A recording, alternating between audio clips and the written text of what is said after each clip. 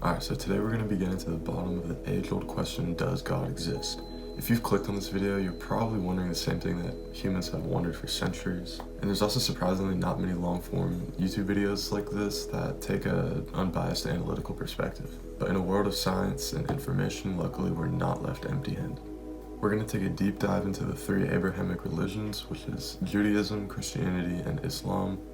And this isn't just a summary of their beliefs either. We're going to be going deep into it by asking questions like, who actually wrote the scriptures of these religions? Are the texts reliable? Are they internally consistent? And in the end, which of them, if any, presents the ultimate truth? This is an intellectual excavation that I've carefully researched for hours upon hours to ensure that no forms of bias are present or any arguments that don't really hold any weight. I will be giving my opinion at the end of the video though, but I also want you to formulate your own as we go along and let me know down in the comments when we're done. Let's get into it. The first religion we're going to be covering is Judaism. Judaism is often seen as the founder of monotheism, which just means the belief in only one God.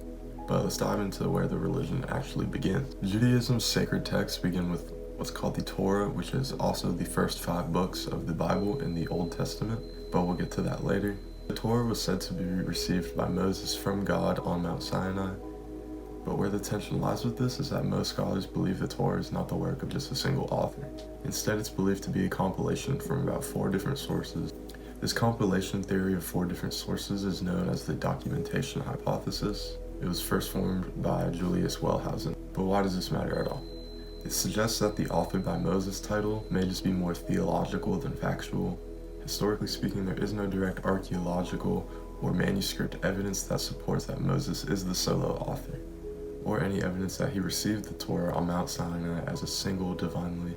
While Jewish tradition has consistently held that Moses authored the Torah, modern biblical scholarship generally views the Torah as a composite work developed over centuries. However, though, we're obviously not going to have direct evidence for things that happened thousands and thousands of years ago, but the discovery of the Dead Sea Scrolls between 1947 and 56 in Qumran on the northwest shore of the Dead Sea contains nearly complete copies of the Torah dating back to at least 250 BCE, which is roughly 250 years before the birth of Jesus.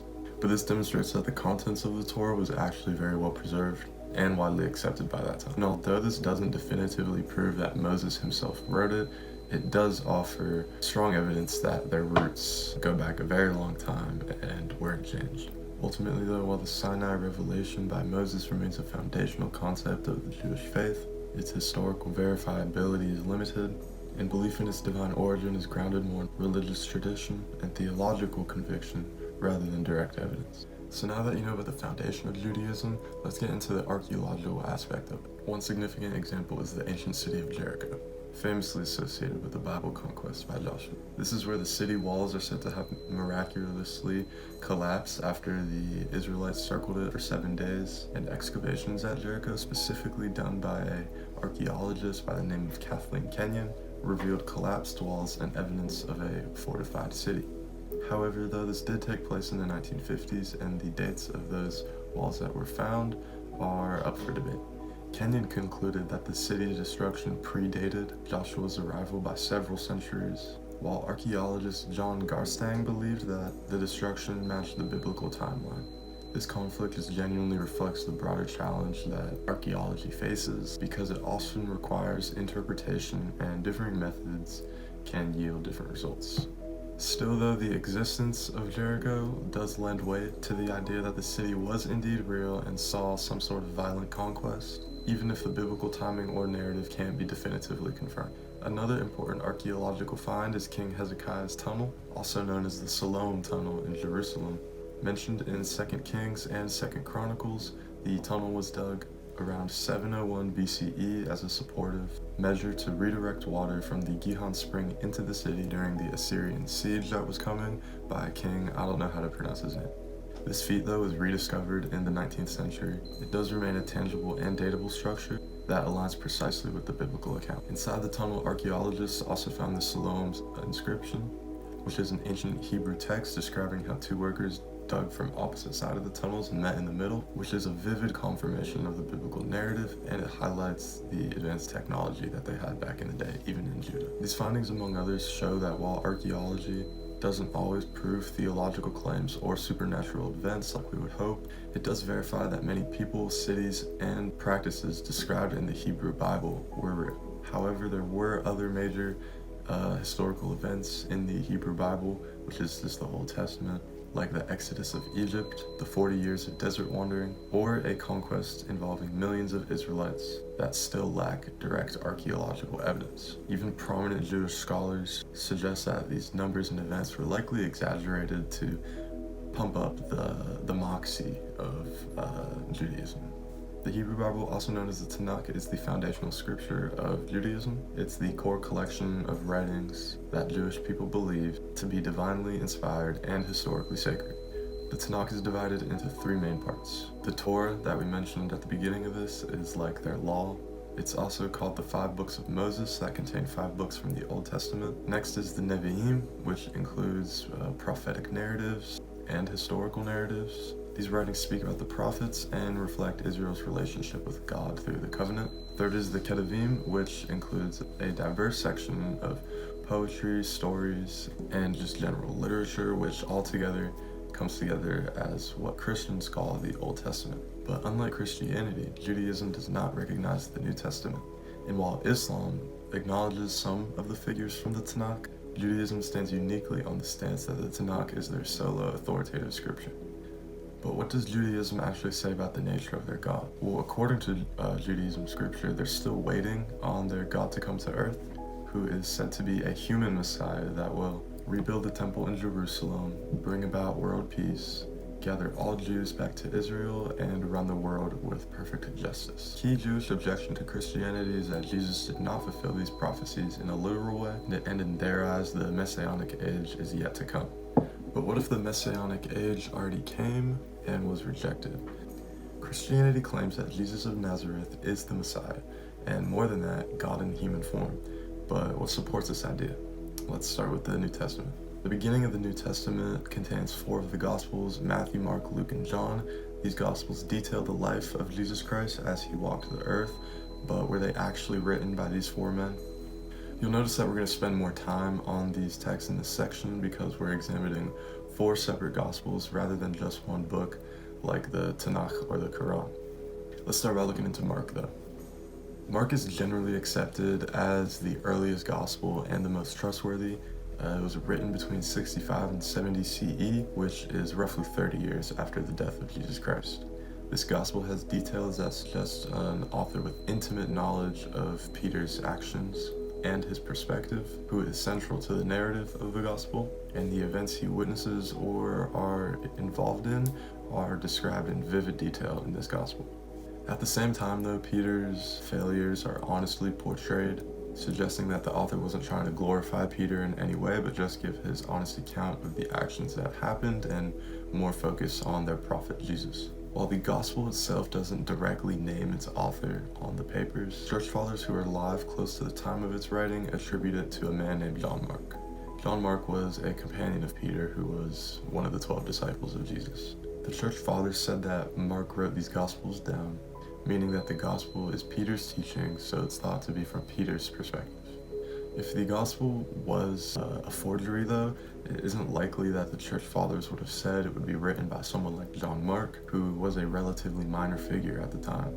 If they were going to fake it, they'd most likely say that it was just written by Peter himself or other notable disciples, which is what most scholars agree on. So in the end, we can't say with 100% certainty that Mark is the one who wrote this Gospel, but based on the available evidence, many scholars believe this conclusion to be plausible and likely. Next we have the Gospel of Matthew, written between 70 and 90 CE. Matthew was actually an eyewitness of Jesus, as he was one of his 12 disciples, which means he was a direct student of Jesus as he was walking around earth.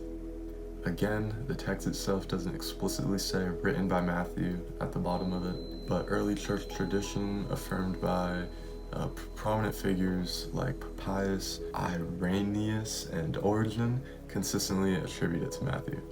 Matthew was a former tax collector and one of Jesus' 12 disciples. While a major point of contention is how the Gospel of Matthew takes much inspiration from the previously written Mark, and I mean about 90% of it is a straight up copy. It also has about 10% of the content that is uniquely found in just the book of Matthew, or the Gospel of Matthew, such as the Sermon on the Mount and other detailed teaching. The earliest writing of this gospel that we have found is also in very sophisticated Greek writing, which is not what we would expect, unless the Greek version we have is a later version of a previous Hebrew version, which is possible. So while no other author has been proposed, and it's possible that the final Gospel of Matthew was based on earlier sources closely connected to the disciple, even though there's no direct evidence that Matthew did write it, it still remains possible. Next is the Gospel of Luke. The Gospel of Luke is the longest of the 4 Gospels and offers a detailed and orderly account of Jesus' life, though also anonymous early church fathers again attribute it to Luke,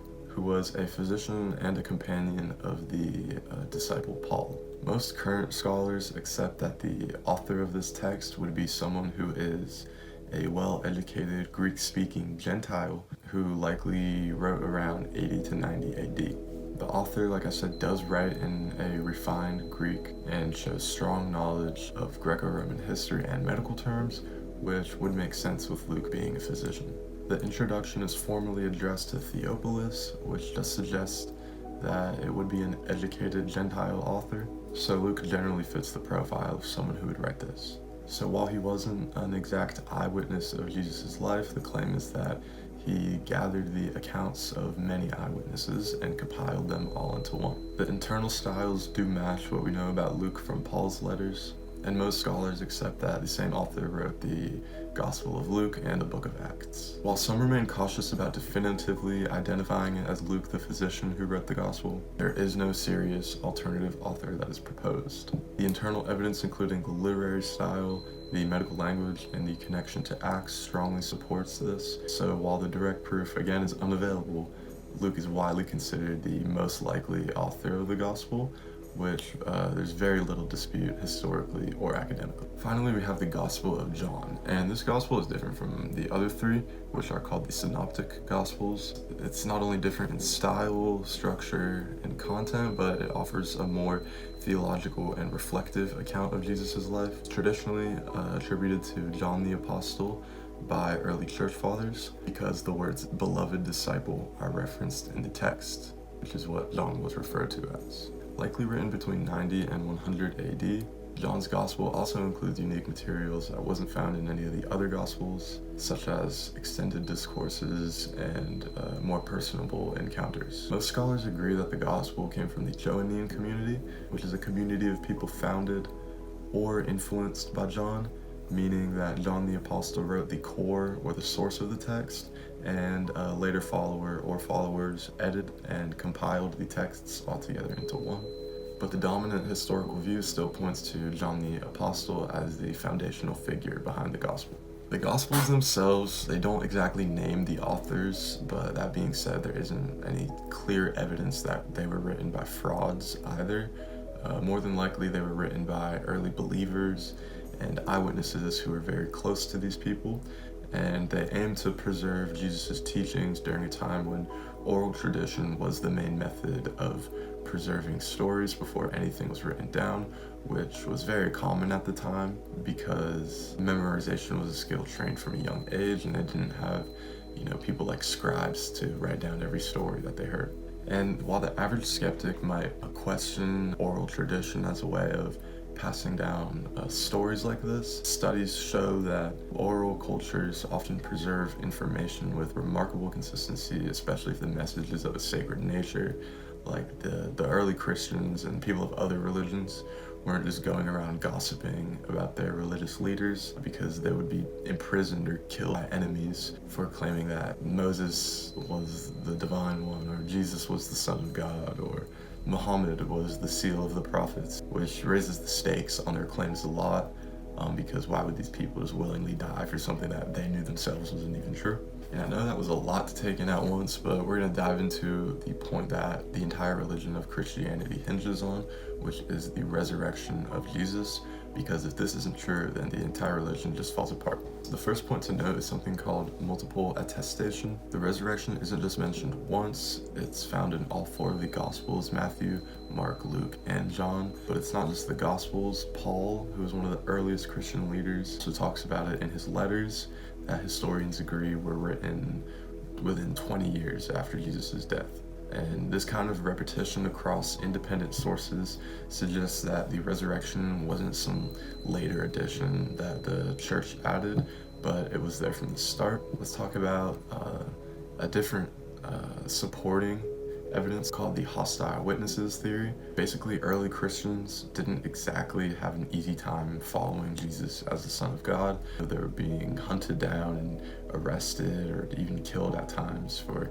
claiming that Jesus had risen from the dead, which begs the question of, would you suffer and die for something that you knew was a lie? Especially when these early Christians were in a position to definitively know whether or not the resurrection really happened, and they still chose death over denying it. This doesn't prove that the resurrection 100% happened though, but it does say something about how seriously they believed it. But the strongest historical point of all for Christianity would likely be the early creed in 1 Corinthians 15:3-7. Paul writes, "For what I received I passed on to you as of first importance, that Christ died for our sins, that he was buried, that he was raised on the 3rd day, and that he appeared to Peter, then to the 12."